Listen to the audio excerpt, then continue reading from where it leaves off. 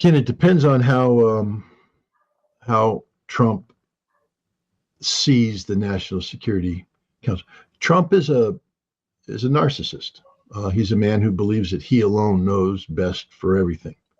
Um, and so advisors are, we have to couch the term advisor very carefully. What does it mean to be an advisor? The classic sense or the Trump sense?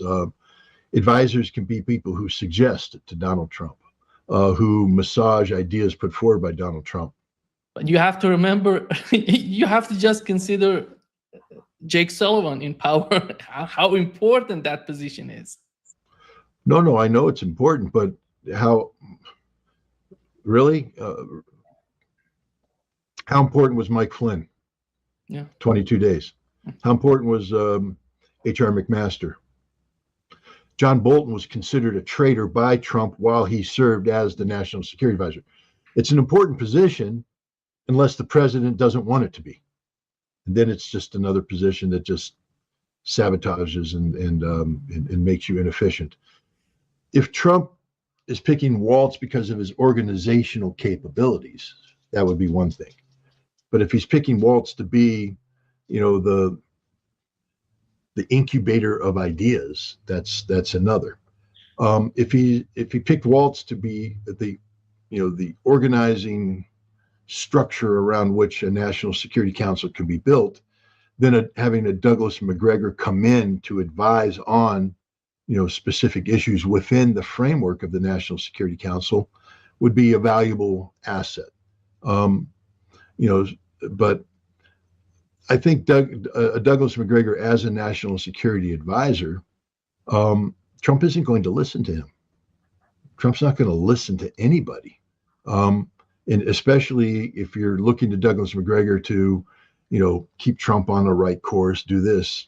No one keeps Trump on the right course. Trump is on the course Trump's on.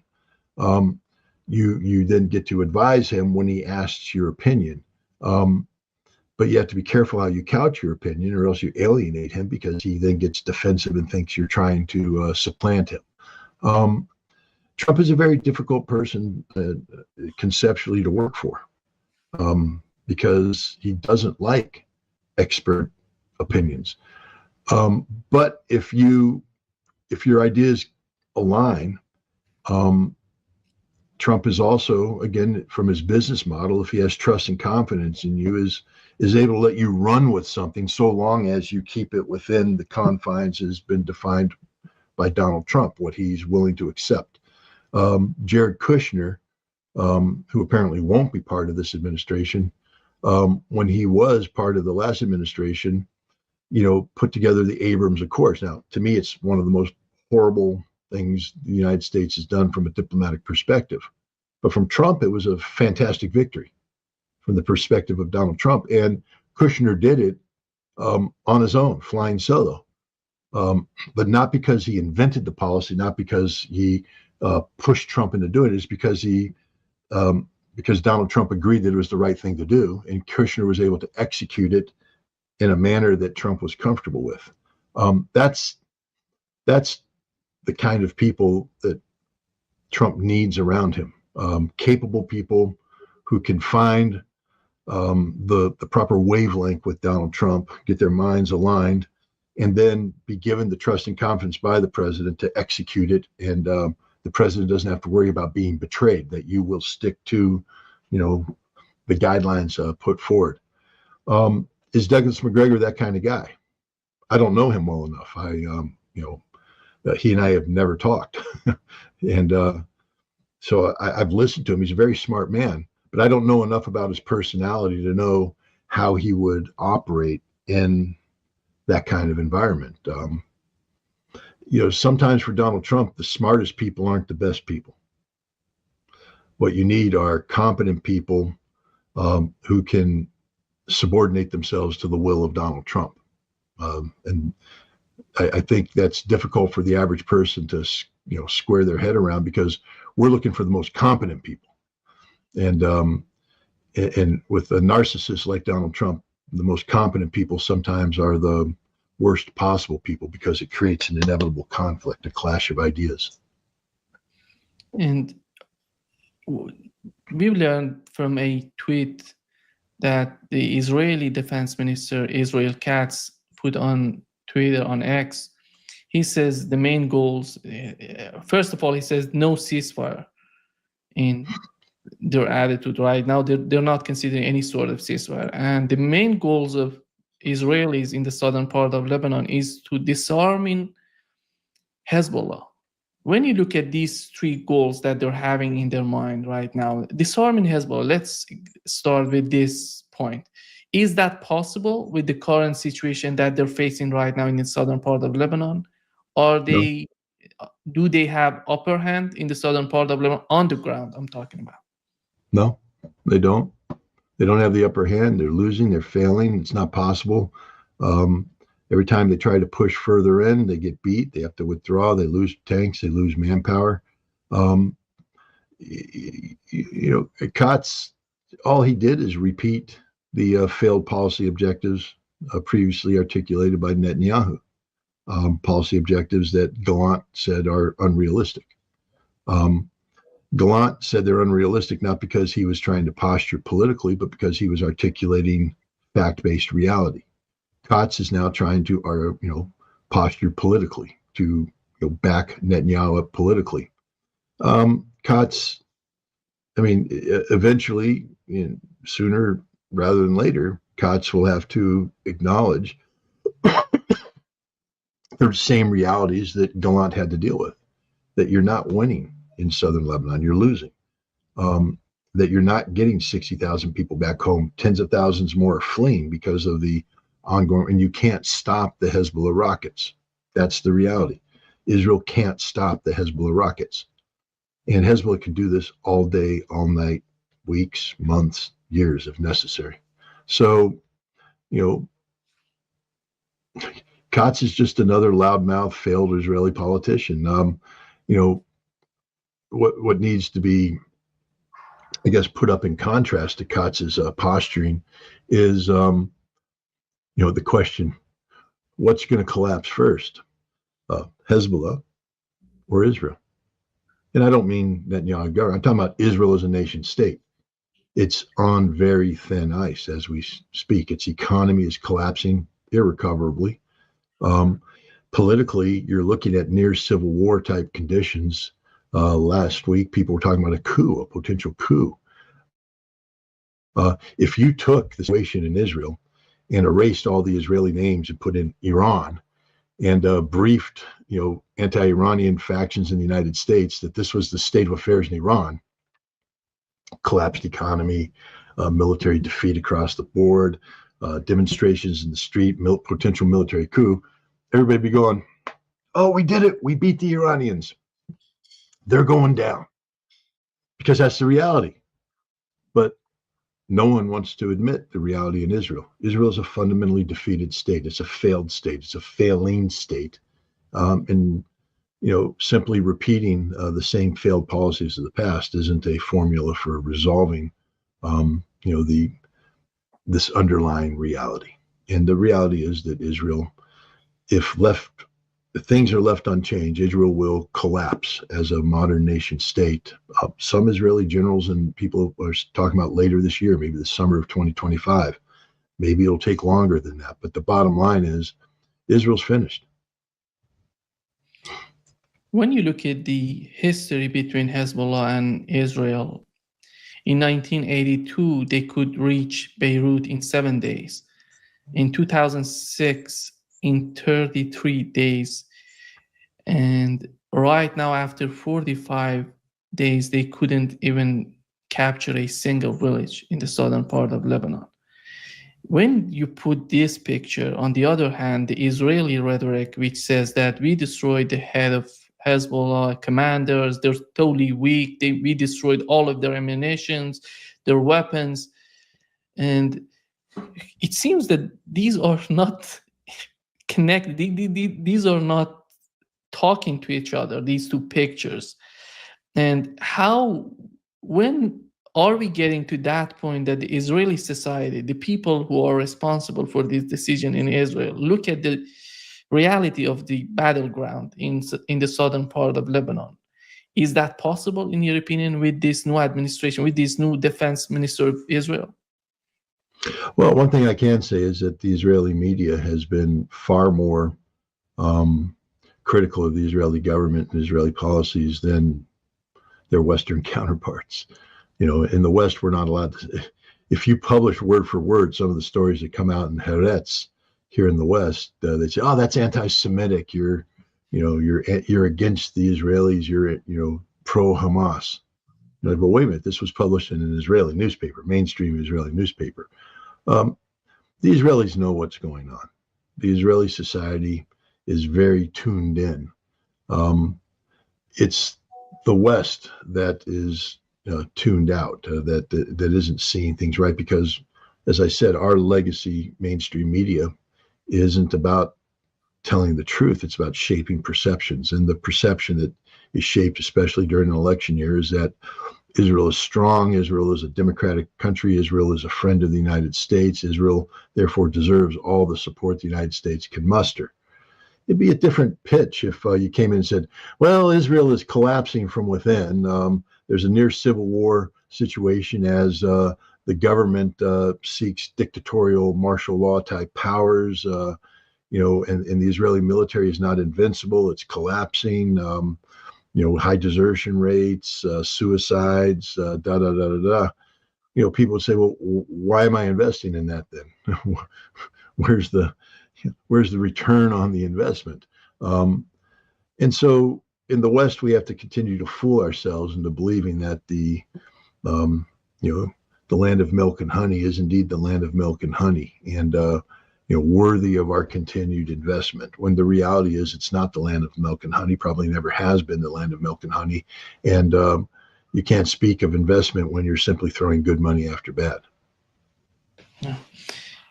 Do you find it serious when in Israel, again, the Katz is talking about attacking nuclear facilities in Iran? So far, they attacked Iran. Iran said that they're going to respond to Israel's attack. So far, we haven't seen anything coming out of Iran. And right now, it seems that Israelis are thinking of attacking Iran nuclear facilities. Are they serious about what they're talking about, or is just a rhetoric out there? I mean, you always have to weigh the possibility that Israel will try to pull the trigger on that. But Israel, the military historically, has in the course of the last couple of years run exercises that talk about striking Iran, what it would take to do that. This last Israeli retaliation was not an insignificant one, over 100 aircraft in the air. But it didn't achieve anything meaningful in terms of, of targets hit in Iran. Indeed, if some reporting is to be believed, especially that coming from Alistair Crook, former MI6 agent with very good connections there, the Israeli aircraft were locked on by radar systems, Iranian radar systems, 100 kilometers away from the Iranian border, and forced to abort their missions. So if that's the case, then the idea of Israel launching the kind of sustained precision strikes against Iran's nuclear facilities that will be required to destroy these facilities, that's not a viable, option. Israel could only accomplish something like this if the United States were to become involved. And so I think what we see with Katz is more about posturing as opposed to Israel actually getting ready to do it. Because if Israel attacks Iran's nuclear infrastructure, Israel opens itself up to Iranian retaliation, which has the potential of being absolutely devastating for Israel. So right now, maybe it's wishful thinking on my part, but right now, I tend to align myself with with those who believe that Israel is posturing, that Israel's not going to be attacking Iran's nuclear infrastructure anytime soon, because the United States at this juncture is not ready to join in that endeavor. Smotrich is talking about that when Trump comes to power, they're going to capture the West Bank. But it's not in the hand of Donald Trump and his administration. It's huge. The international community let them to do that. We had the summit in Saudi Arabia, all the countries, Muslim countries together, Sunni, Shia all together, Iran, Syria.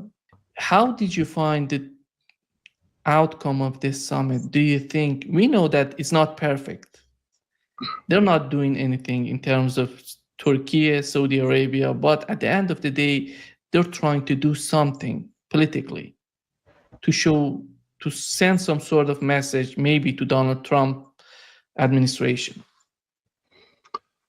Well, I think they're trying to come up with a solidified position so that when Trump becomes president, he's presented with a fait accompli. And but Trump will do his best to divide and conquer, find chinks, common cause with the Saudis that alienates them from the others, et cetera, et cetera. That's the standard Trump tactic.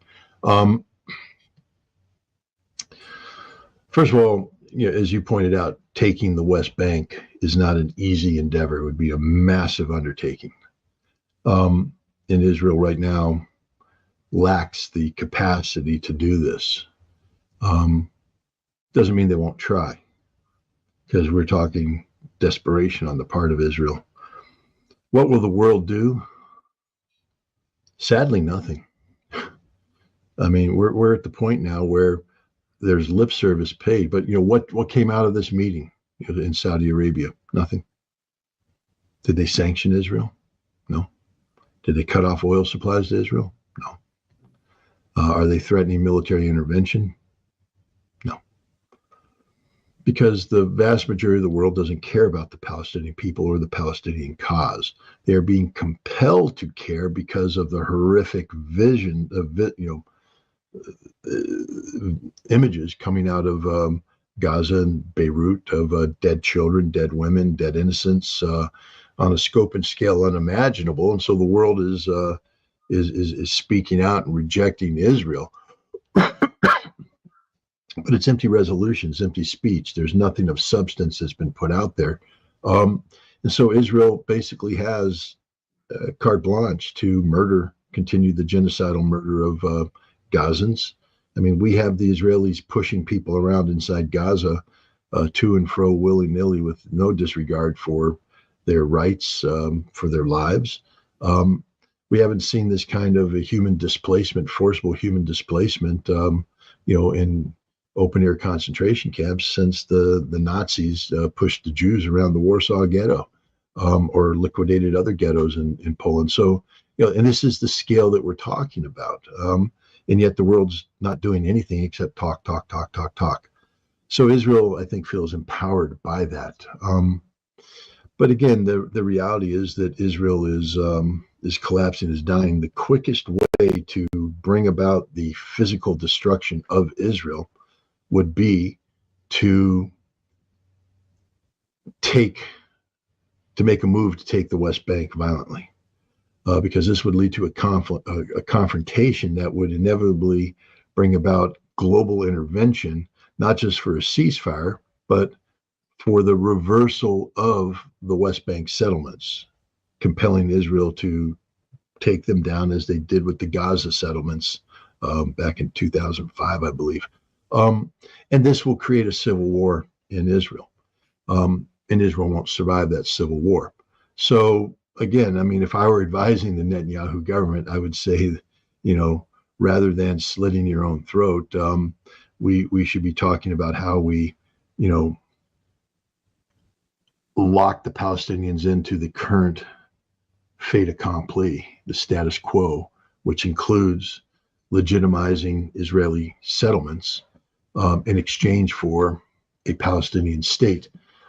Because Israel can't be in the business of taking down these settlements, because the moment Israel is compelled to take down these settlements as part of a broader, negotiated into this, that there will be a civil war. Israel, the settlers will not go easy. They will fight, and it will be Jew killing Jew, Zionist killing Zionist. That's the inevitable outcome of this. So this is very narrow, short-sighted thinking on the part of the Israeli government. But if we're expecting the world to stand up and do the right thing by the Palestinian people, I think we'll be waiting in vain. The Iranians in Hezbollah and the Houthi and to a lesser extent Syria, but the popular militias in Iraq, they're the ones that are supporting Palestine. But Egypt, Jordan, Saudi Arabia, United Arab Emirates, Kuwait, the Gulf area, they're not. But if they don't accept any sort of relationship with Israel, as long as there is no Palestinian state, that's a huge pressure. Don't you think that the United States would consider that as an important issue for Israel? It's a very important issue for Israel. We have to ask ourselves, how deeply grounded is this position taken by the attendees in Saudi Arabia at the Saudi Arabia summit. From the Trump perspective, they'll just simply try to buy them off.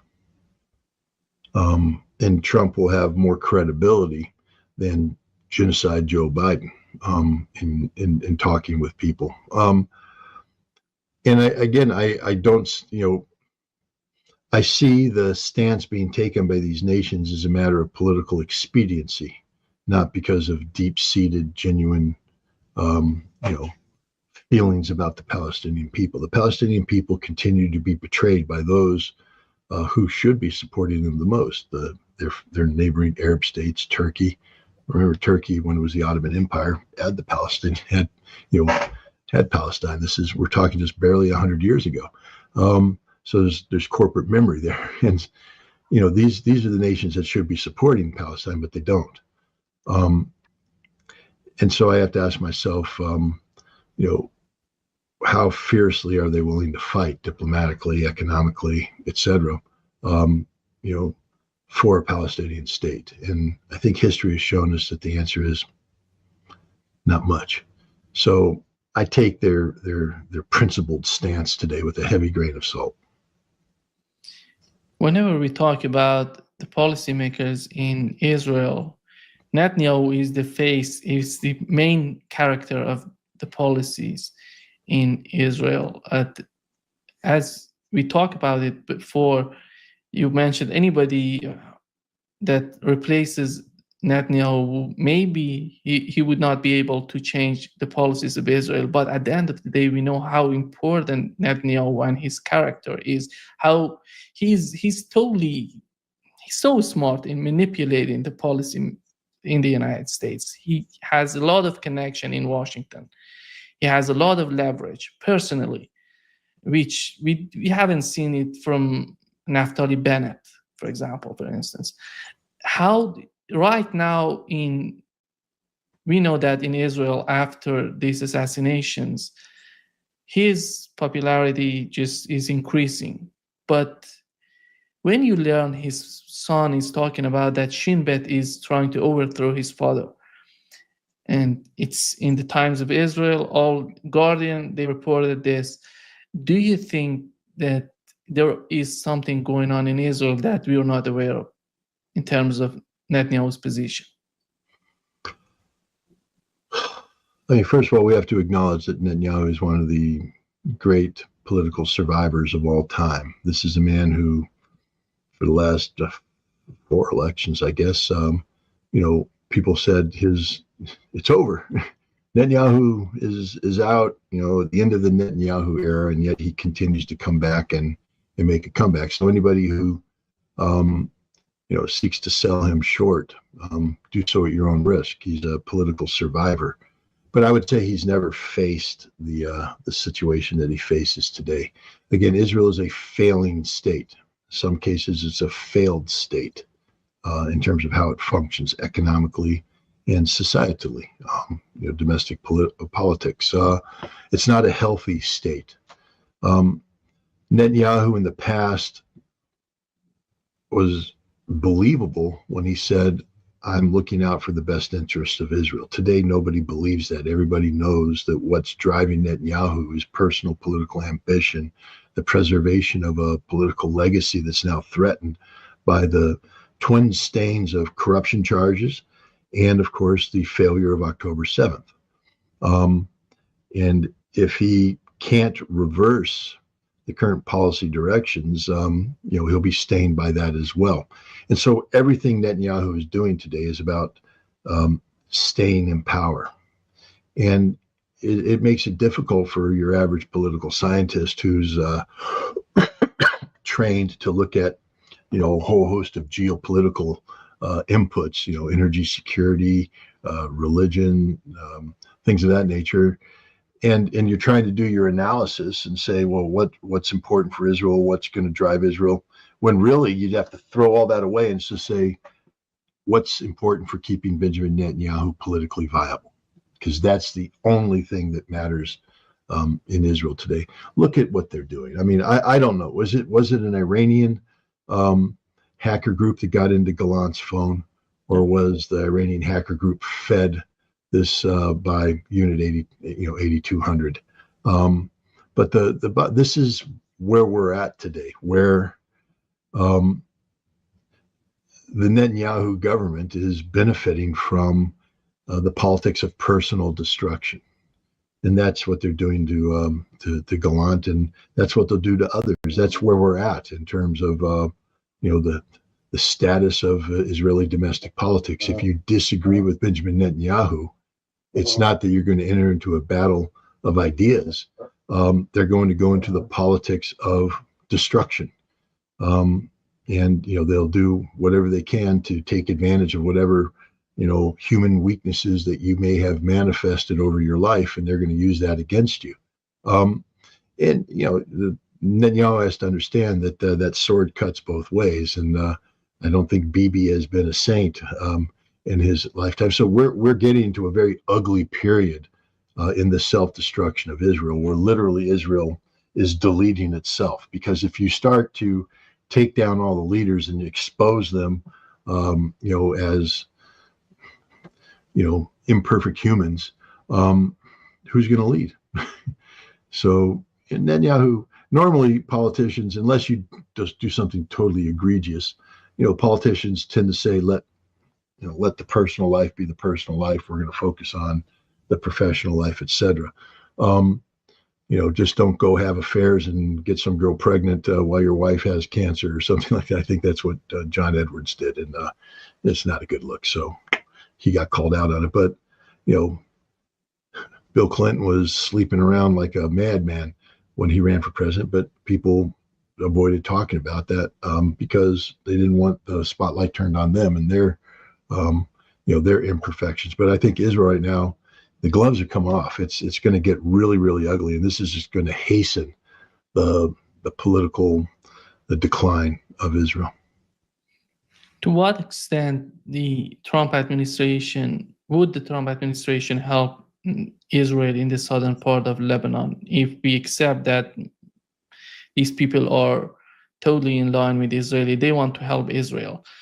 I'm asking this because recently there was an interview, J.D. Vance with Tucker Carlson. I don't know if you watched this interview, in which he said that one of the main policies of Donald Trump in his first administration, which was so important, was the withdrawing the U.S. troops from Syria. And right now, when you look at if they want to withdraw troops from Syria and sending troops to Israel, it doesn't make sense. You want to withdraw the troops, you don't send them to Israel because you want to focus on something else. I don't know what would that be. It would be China or something else. How do you see right now, and is it going to be, are they going to be there with Israel fighting Hezbollah? No. The United States will not be involved in the fight in southern Lebanon. That's the war that Donald Trump said he didn't want. I mean, he'll lose his base. It'll be the end of J.D. Vance politically for the United States to get involved in an unnecessary war. We will continue to provide Israel with weapons, and we will continue to provide Israel with economic support and political support, especially at the United Nations. But there will be no U.S. boots on the ground in southern Lebanon. That just isn't going to happen. First of all, it doesn't add to anything. I mean, Israel's already got several divisions there. They don't need manpower. They just have to learn how to fight people who aren't women and children. And that's the problem. They're going up against Hezbollah on Hezbollah's turf. The United States would run into similar problems. So what is Israel going to do? Carve out a 20-kilometer chunk of the front and say, this is where you put the Marines and they get to attack, America would never go for that. We're not going to allow a Marine division to go on the ground in southern Lebanon. It's just stupid. So I'm not worried about direct American military involvement. We will continue to support the Israelis, but this is the limit because Israel is losing and nothing we can do is going to change that outcome. Hello guys, welcome back to my channel. Today I am back with another new video. In this video I have started playing PGMI gameplay and I start this match with 3 random teammates which are totally unknown by me. If you like to watch PGMI gameplay then you can subscribe my channel. Basically in my channel I upload war-related videos which are I need a weapon. by Scott Ritter, Douglas McGregor, etc. If you like to this type of video then you can subscribe my channel and you can watch each and every of my video. So guys, if you like to watch our little video and gameplays video too, then you can subscribe my channel and watch my video. Now I have start a BGMI game which is a quick match and I have to start this match with all random guys. I don't know anyone before this match. So if you like to watch videos on YouTube then you can subscribe my channel and watch daily in my content.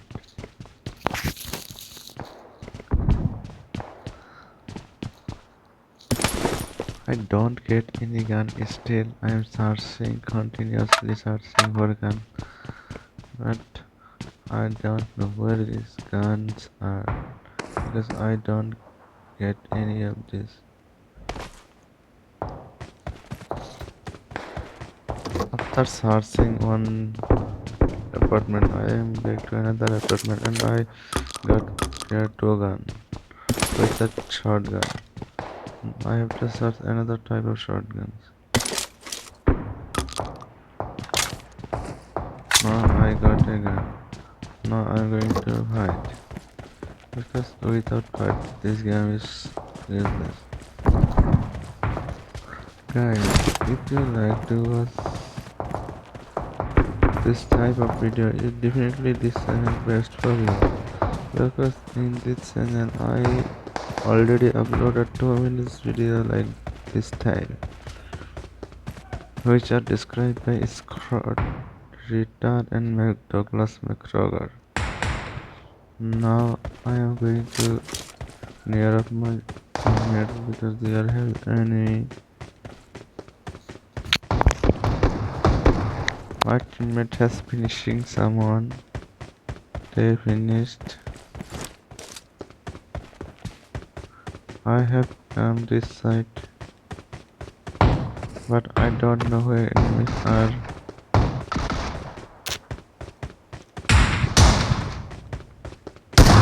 My teammates are fighting.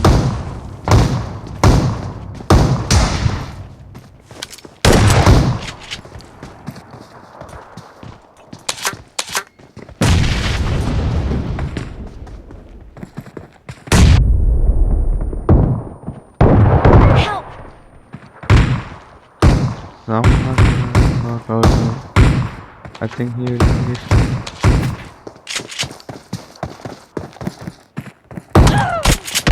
He finished me. My teammates are Marked a still fighting. location. Thank you who are watching still. One of my teammates is going to the trying to enter in play zone. So guys, keep watching my video in YouTube. I daily upload this type of videos in my YouTube channel. So I am requesting to subscribe and press the notification icons for future videos. There is an enemy is coming. Another enemy is coming. This side is too much enemy already. So they has come.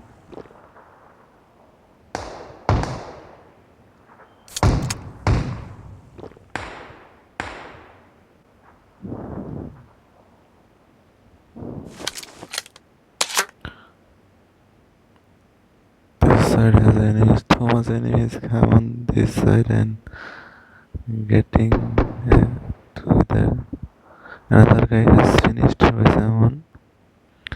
Enemies are coming.